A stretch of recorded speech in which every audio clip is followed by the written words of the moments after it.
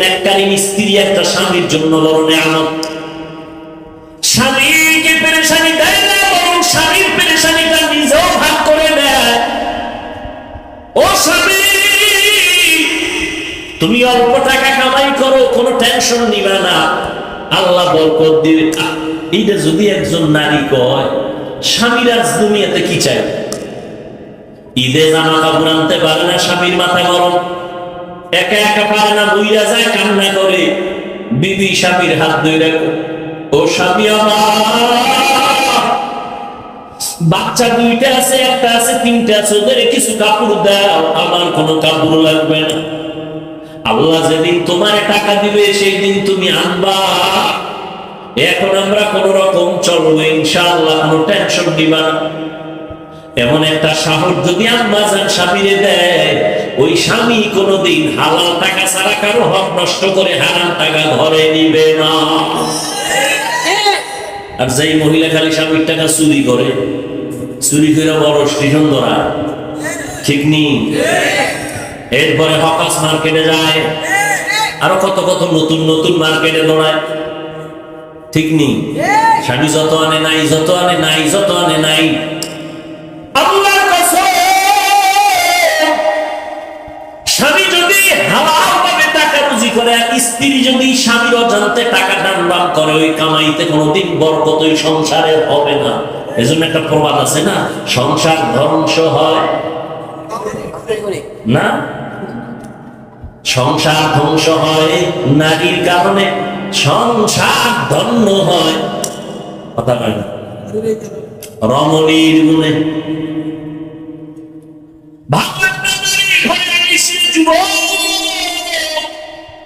Eden কলেজে যাইস, দামি দামি নারী বয়ে গেছে, জাহাঙ্গীরনগরে যাও, চাঁদপুরের বিভিন্ন পার্কে যাও, বড় স্টেজে যাও, ডানা কাটা ভরি ঘরে নিয়ে আয়, ডানা কাটা ভরি মানে কি? এই ভরি খালি ডানাই কাটবে। বিয়া সিঁড়িতে বাবা দিয়া শাশুড়ির ডানা খাইতে কয় তোর মা খারাপ, ডানা কাটা একটা শেষ। কয়েকদিন কয় তোর বাপটাও কি করুন, চাঁদপুর থাকবি, তা শহরে বাসা না হয় ঢাকায় ল, ঢাকায় যাইয়া স্বামী একদিক স্ত্রী আর একদিক কিছু টাকা আত্মসাৎ করে কয় তোর ডানাও কাটলাম কেন, ডানা কাটা ভরি।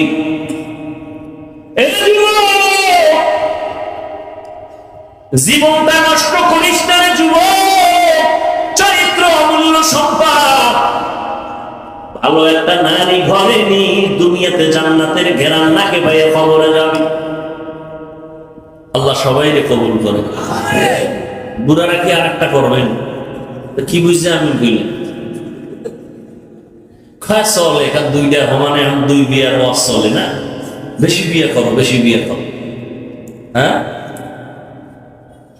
দুই বিয়া কইরা শান্তিতে আছে 1 কোটি মানুষের মধ্যে একজন পাবেন কিনা সন্দেহ। বড় বউয়ের মন খুশি কইরা কবরে যাওয়া বড় হাজার থেকে কঠিন। একজনে 4 বিয়া করছে, কয় বিয়া? তো একজনে জিজ্ঞাসা, ভাই আপনি 4 বোর হক আদায় করেন? তো হক কেমনে? কয় ছোট বোর লগে থাকি আর 3 বোর লগে মোবাইলে সারি, হক আদায়। 4 বিয়ার ওয়াজ চলে, কিন্তু আল্লাহ যে একটা রেড সিগন্যাল দিয়ে রাখছে আয়াতটার মধ্যে খবর নাই, আছে না নাই? যদি তুমি স্ত্রীদের মধ্যে ইনসাফ বজায় না রাখতে পারো, খবরদার ফাওয়াহিদা একটা নিয়ে থাকো, না হয় স্ত্রী তোমার জাহান্নামে যাওয়ার কারণ হয়ে যাবে। আল্লাহ মাফ করুন। সব ধ্বংসের পেছনে মোবাইল। হ্যাঁ যুবকেরা, চরিত্র সুন্দর করো, ডাক্তার হও, আদর্শবান হও, ইঞ্জিনিয়ার হও, আদর্শবান হও। জীবনে সম্মান দেখবা কাকে বলে?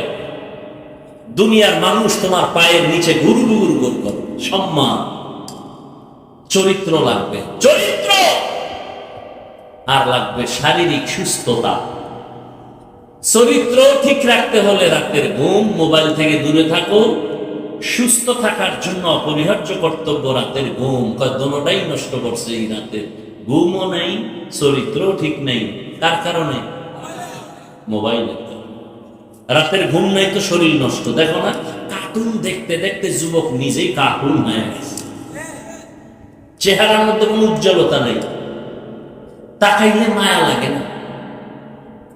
মাত্র 25, 26, 27 বছর বয়স যুবকের চেহারা ভাল্লুকের মতো, চুলগুলো উল্লুকের মতো, কবিরা গুনাহ করে সারা রাত।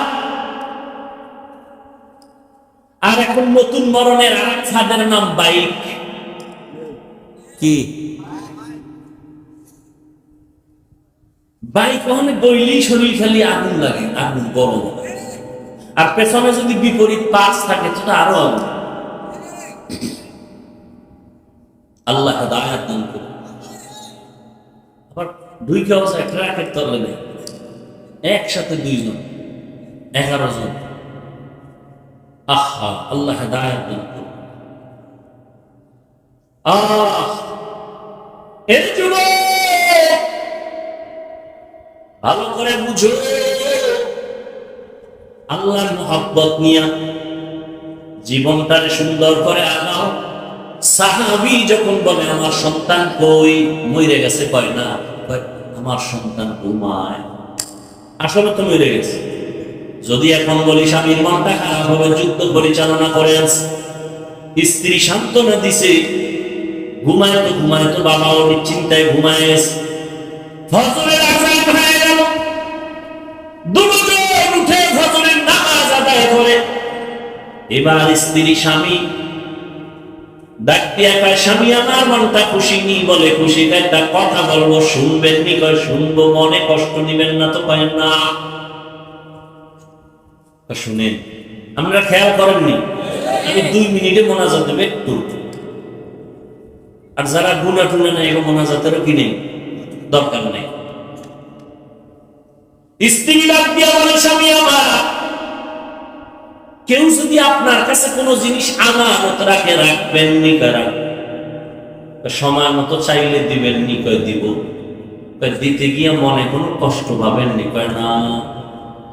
দেখছেন নি কারবার, বুঝেননি?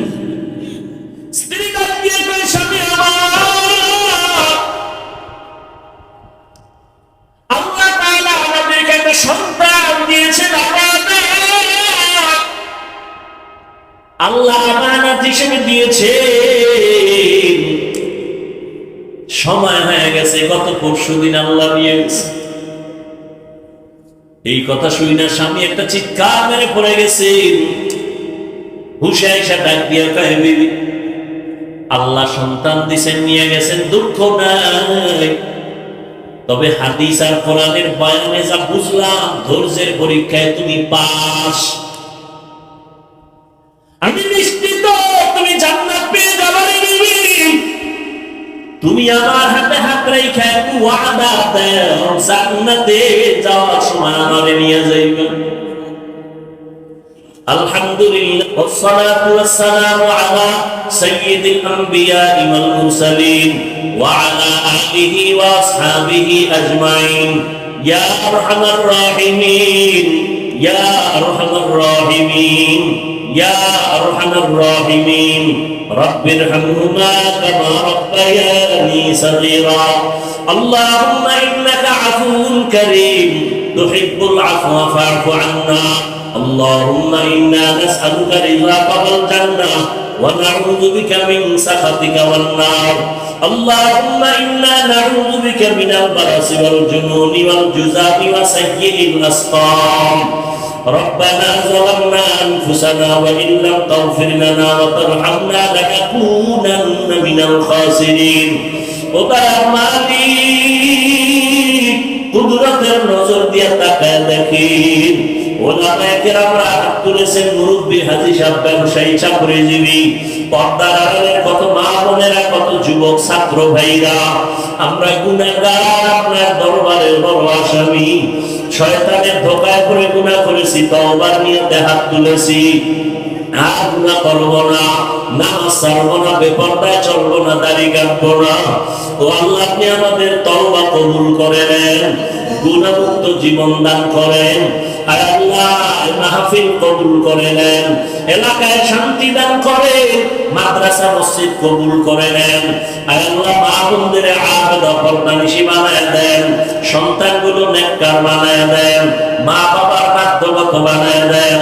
আয় আল্লাহ, যারা লেখাপড়া করে পরীক্ষার্থী কামিয়ে বিধান করেন, আয় আল্লাহ ঘরে ঘরে সুন্নতের বাতি জ্বালায় দেন, সারা দুনিয়াবাসীকে মাফ করে দেন। ফিলিস্তিনের মুসলমানদের রহমতের চাদর দিয়ে হেফাজত করেন। ইসরায়েলের জালেম সহ সমস্ত জালেমদের জুলুম থেকে হেফাজত করেন। প্রবাসে যারা আছে ব্যবসা চাকরি করে হেফাজত করেন। বাংলাদেশ শান্তির দেশ বানায় দেন। আয় আল্লাহ, প্রশাসনিক ভাবে যারা কাজ করে দিনদার বানায় দেন। জনপ্রতিনিধির দায়িত্ব যারা পালন করে দিনের খাদেম বানায় দেন। আয় আল্লাহ, এলাকার ঘরে ঘরে সুন্নতের আমল জারি করে দেন।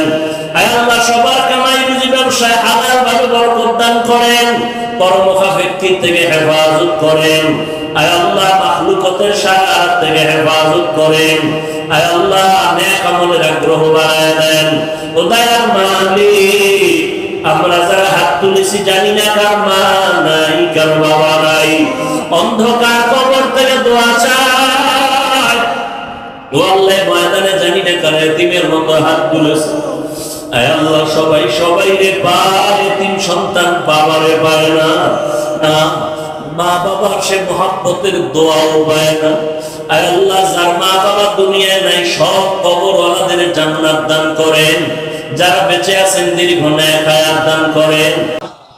এক রমাজান থেকে ভিন্ন রমাজান পর্যন্ত যদি রোজা রাখে, তাহলে আল্লাহ এই পুরো বছরে যত অপরাধ করে ফেলবে সব মাফ।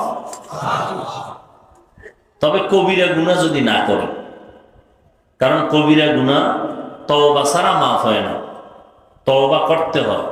আর তওবা আল্লাহ মাফ চাইলাম মাফ করে দাও না, ওই তওবা না। তওবার জন্য অনেকগুলো শর্ত আছে, এর মধ্যে মূল 3টা শর্ত। প্রতিজ্ঞাবদ্ধ হওয়া, মরিয়া গেল ওই গুনাহ করব না। লজ্জিত হওয়া আল্লাহর কাছে বিনয়ের সাথে, যে আল্লাহ ভুল করেছে আর করব না, মাফ করে দাও। এবং কান্না করা, আল্লাহ পাক এইরকম যদি তওবা করে মাফ করবে। আর এই তওবা ছাড়া কবিরা গুনাহ মাফ হবে না। যেমন মিথ্যা বলা কবিরা গুনাহ, কারো হক নষ্ট করা কবিরা গুনাহ। কারো হক নষ্ট করা মানে কারো দোকান থেকে আপনি একটা মাল নিয়ে গেছেন, এটা না। একজনার আপনি একটা কথা বলে তার সম্মানকে নষ্ট করেছেন, এটাও তার হক নষ্ট করার অন্তর্ভুক্ত। এই হকের মধ্যে বহু হক আছে, প্রধানত এটা 2 ভাগে বিভক্ত। একটা আল্লাহর হক আর বান্দার হক। আল্লাহর হক সহজ, আদায় করেন নাই আল্লাহ মুহূর্তে মাফ করে দিবেন। যেমন আল্লাহর হক নামাজ পড়েন, রোজা রাখবেন, রাখেন নাই ভুলে বা শয়তানের ধোকায়, আপনি 50 বছরও যদি হক আদায় না করেন, তওবা করবেন, জীবনের সব গুনাহ মাফ। কিন্তু ভুল ক্রমে যদি হকটা বান্দার হয়, যেমন মায়ের হক আদায় করেন নাই, বাবার হক আদায় করেন নাই, শিক্ষকের হক আদায় করেন নাই, এই মাফ আল্লাহ নিজের হাত থেকে ছেড়ে দিয়েছেন, যে এই ক্ষমা আমার হাতে নেই। কেন? এই ক্ষমা বান্দা আগে করবে, তারপর আমি করব। অতএব যারা শিক্ষকের হক নষ্ট করে, বেয়াদবি করে, শিক্ষক ক্ষমা না দেওয়া পর্যন্ত আল্লাহ ক্ষমা দিবেন না। মা বাবার সাথে যারা বেয়াদবি করে, হক নষ্ট করে, আল্লাহ ক্ষমা দিবেন না মা বাবা ক্ষমা না দেওয়া পর্যন্ত। এটা বান্দার হক।